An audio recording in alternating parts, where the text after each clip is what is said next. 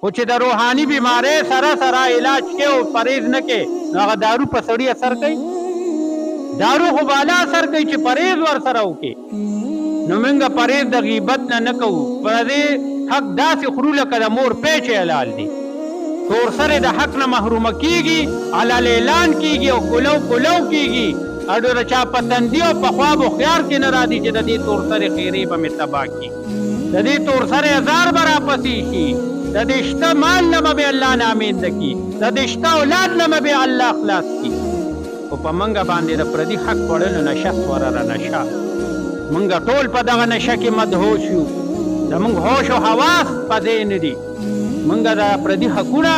او دا ظلم او زیاتی دا منګه بالکل د خپل جن مشعله جوړه کړې ده، ورنا بچونام جوړه کړې ده. منګ ته هغه وقتي طور تسکین د بل په تکلیف کې ښکاره کېږي، د بل په تکلیف کې، د بل په تکلیف کې راوستلو کې. او یا ساده وی چې څوک د چا د لاسه پریشان لري نو د دې پریشان بني آدم پریشانې به الله ختم کی. خو چې د چا د لاسه پریشان دي د هغه پریشانه جوړونکي او پریشان کوونکي بني آدم پریشانې به د مرګ پورې نه ختمېږي. الله به دې ذلیل او رسوا د مرګ پورې ساتي تر کومې پورې چې د دنه انسانان په تکلیف کې دي. نن منګه زارونه ډېر اغشتي او که دعاګانې مغشتي، د هزار جولې را پسې غوړېږي او که د دعا جولې را پسې غوړېږي. څونه رونه زمونږ نه په لړزان دي، څونه ګاونډیان زمونږ نه په لړزان دي. نه د روجې په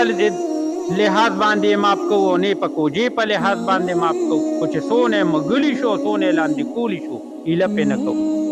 بجلیګر بابا خبره موږ ټول بېوسه آرامیان یو، بېوسه وس نه رسي. وس ورسېده په خدای پاک یقین وکړه، بس زیر بالا دست په زیر دست لاندې کوي. بس د بالا دست کار داري چې زیر دست په ځمکه نه نباسه، که په جمدونې نه باسي او که په مړونې نه باسي، خو چې ډېره نه سر اوچت لګي. دا زموږ نظریه او زموږ سوچ جوړ شي. نو موږ کې انسانیت کم دی پاتې شو. حالانکه انسان د انس نه دی، انس مینې او محبت ته وایي، شفقت ته وایي، همدردۍ ته وایي، بایچاره بای بندۍ ته وایي، ښه ورورولۍ ته انسانیت وایي، ښه ګاونډګیرۍ ته انسانیت وایي، ښه پلار ثابت شه انسانیت دی، ښه زوی ثابت شه انسانیت دی، ښه مشر ثابت شه انسانیت دی، ښه کشر ثابت شه انسانیت دی، ښه خور ثابت شه انسانیت دی، ښه رور ثابت شه انسانیت دی. خو موږ انسانیت خو پخوا موږ جنازه پړاو کړې ده. څلور تکبیره په احساس او په ضمیر باندې موږ د جنازې تکبیرونه شوي دي. احساس هم دفن دی او ضمیر هم دفن دی. حالانکه الله موږ د څه لپاره رالیږلي؟ د نفس خوشۍ دپاره یې رالیږلي او موږ ضمیر خوشۍ کې نښتي یو. نفس خوشي په دی را او ضمیر خوشۍ کې نښتي یو. ضمیر ووجنو ضمیر، او چې د چا احساس ختم شو او چا کې د چا ضمیر ختم شو، ضمیر یې مړ شو، دې انسان ته انسان ویل د انسانیت توهین دی. دته انسان ویل د انسانیت سپکوالی دی، د دې الفاظو سپکوالی دی چې دا مل انسان دی. دا هم د انسانیت په دایره کې راځي چې را دې کوم حرکات کوي او کوم کارونه کوي. رونو راځئ چې پر خپله مسلمانۍ، پر خپله پښتونولۍ، پر خپله انساني چې کوم شکل الله را کړی دی د دې د تقاضو مطابق د خپله کردار، د خپله عمل تلې چې په دې درې واړه لیوله باندې موږ پرېوتي یو او اوچت شوي یو. موږ خو چې څونه وکتل نو پرېوتې زیات یو، اوچت شوي کم یو. پرېوتې زیات یو او د رشتو پرې کولو ګناه، د دې ګناه نه ځان بچ کې. نن په معمولي خبرو باندې رونو موږ یو بل سره رشتې پرېښي دي، خبرې اترې هم پرېښي دي. رور سره رورولۍ ته تیار نه دی، رور خور سره خورولۍ تیار نه دی چې زه رور یم او ته خور یې، ستا په ما باندې څه حق شته، تا ما سره څه حق شته او په ما دې هم څه حق شته. چې څنګه زه د خپل حق تقاضه ستا نه کوم نو ته هم زما نه د خپل حق تقاضه کولی شي. چې وروره زما دا څادر زما حق دی، پړونې زما حق دی، خبرګیري زما حق دی، خیر خبر پوښتنه زما حق دی، دارو درمل علاج زما حق دی. تا سره موږ په کم لیول باندې د خویندو حق ادا کړی دی؟ چا ادا کړی دی؟ څونه رونه دي چې په ډولۍ کې خور اچولې او په طرف باندې نه تلم نه دی چې زما خور پټه را که بربنډه را روغه ده که رنځوره ده. څونه خوريونه دي چې هغې موږ ته نومونه یاد دي، څونه خورځي دي چې د هغې موږ ته نومونه یاد دي. حالانکه چې خورزه واده کېږي او خورۍ له واده کوي نو د مورې دا تمئ چې زما رور د خورزې په واده کې به ما سره امداد زما رور به امداد رور کم دی رور وهي نه ځان ته رور ځان حساب نه کړه رور د رور کردار ته نه دی تیار نو چې د مړې خور تپوس کوی نو د جمدی خور ته ګناه کړی ده چې د مړې خور دپاره کفن راوړې د مړه خور مخ وینې د مړه خور قبر ته ښکته کوې نو د جمدی خور کومه ګناه کړې ده چې ته د جمدی خور هم چېرته تپوس وکړه که نه ته د جمدی خور هم خبر واله که نه ته د جمدی لور هم تپوس وکړه که نه د پلار په حیثیت تا چېرته لور کره سر ورښکاره کړی دی دا ډېر پښتانه وایي یاره لور کره تلل خو د شرم خبره ده الله اکبر دا که شرم وي نو دا شرم به محمد رسول الله هغه ته به مخصوص شوی چې محمد رسول الله نه زیات غیرتي نه څوک او د بیبي فاطمې نه غیرتي لور نه وه خو چې هغې د یو بل خبرګیري کړې ده نو پلار کردار او د پلار هغه کردار یې موږ ته ښولی دی چې د بیبي فاطمې خبرګیري محمد رسول الله کولی شي نو ای پښتونه تم د لور خبرګیري وکړه ورنه مجرم به او د دې تور سرې لاس به او د قیامت پر ورځ ستا په ګریوان کې به پراته د دې وروڼو په ګریوان کې به د خویندو لاس پراته او د پلارانو په ګریوان کې به د لوڼو لاس پراته دې په زوی باندې خوشحالېږي او په لور باندې خفه کېږي دا خو هغه د مشرکینو عقیده وه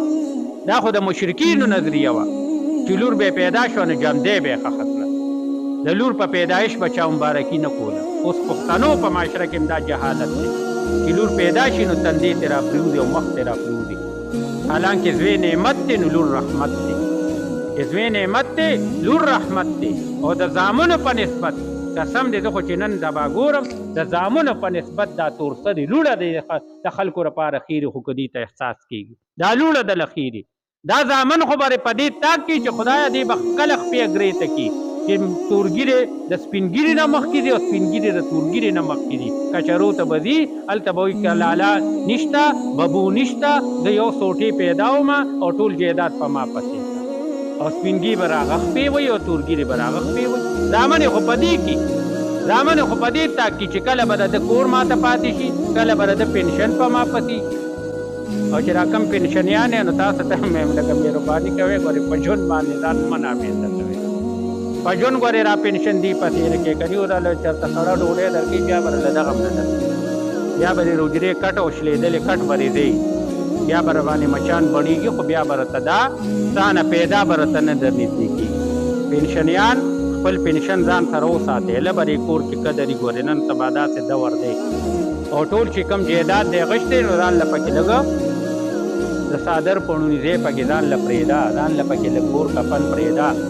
که ټول دې په دې پسې وخېجو په خدای کې نو که ډانګ به راته ړومبي دي نیسي وځه ستا په دې کور کې څه دا د دې معاشرې بدنما چهره ده چې دا مې ستاسو مخې ته راوست او چې زامن شته کوې نو لوڼه به نه روکوې ځکه چې که لوڼه دې روکه کړله او زامن دې شته کړله نه دې اجونه ماف کوي او نه دې په تبلیغونو ماف کوي او نه دې په تصوف ماف کوي او نه دې په عمرو ماف کوي نه دې په خیراتونو ماف کوي او نه دې په زلمیتوب ماف کوي نه دې مرغو ته په ډوډو ماف کوي او نه دې د ځناورو سره په سلوک ماف کوي نه دې ګاونډ سره په سلوک ماف کوي چې د تور سرو خیرې درپسې هلاک او برباد بشي هغه خلک چې چا د تور سرو د سپین سرو د تورګیرو د سپینګیرو زارونه اغوښتي نو وروڼو چې چا په دې شته روژه کې د خویندو تپوس نرې کړې دې حده پورې یعنې غفلت یې کړی دی اوس هم ستلي نه دي د سار روک شوی ماښام کور ته راشي په روک نه دي ایستا اوس هم خویندو کره لړ شي یو جوړه جامې وله واغوښتی شي څادر وله اغوستی شي د اختر مخره یو روژه ماتې ورکره وړی شي د خورینو له یو پیدار اغوستی شي بېشک هغه د نواب په کور کې ستارې تاړو هغې جت نشته خو د رور په حیثیت په موږ باندې فرض دي د پلار په حیثیت په موږ فرض دي چې موږ د تور سرو د خویندو د لوڼو تپوس او دا خویندې دا تور سرې په خدای پاک یقین وکړه په الله یقین وکړه دی د پلار دی کور ته او د ورور دی کور ته داسې په اسره باندې داسې په تمه لکه مرغۍ چې والوځي او بچي یې په دې جاله کې د مور د رزق په تمه چې مور به رزق راوړي دی داسې خوشحالېږي د ورور دی لږې غونته هدیې ته لږې غونته ډالۍ ته لږې غونته میوې ته لږې غونته پیسو ته لږ غونته کې خرچې ته د پلار او د ورور دا خور او دا لور دومره خوشحالېږي چې په ټوله سرګنۍ کې ګرځي وي دا زما پلار ما له راوړو دا زما ورور راوړو او افسوس دا دی چې زموږ دا زړونه د کاڼي نه زیات سخت شوي دي د هغې زړونه د موم نه زیات نرم دي او زموږ دا زړونه له کاڼي نه زیات سخت دي